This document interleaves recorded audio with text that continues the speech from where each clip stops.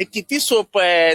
सुमित सिंग गेला, त्याच्या चुकीमुळे दादा गेले, त्याची चुकी आहे, माझं काय. अरे विमान तुझं, विमानाचा मालक तू, कोणाला नोकरीवर ठेवायचं ठरवणार तू, तपासण्या तू करणार, सगळं तुझ्या सहीने सही होणार. आणि बेशरम सारखा सांगतो की सुमित सिंगची चुकी आहे. अरे आम्ही आमचा एक माणूस गमावला ना त्याच्यात. हा जो मुजोरी आहे, ही जी मुजोरी आहे ती तोडायची आहे.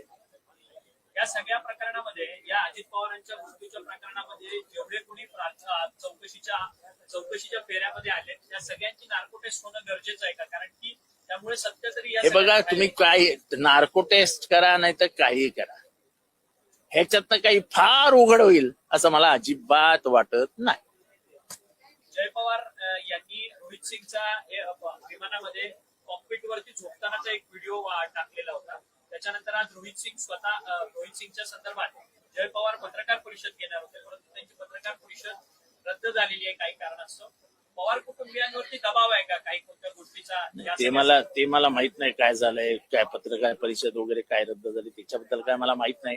पण एकंदरीतच या प्रकरणातनं काही फार मोठं गुपित बाहेर पाडतील, फार मोठी इन्क्वायरी होईल, फार चौकशा होतील, याबाबत मी साशंक आहे, किंबहुना मला वाटतच.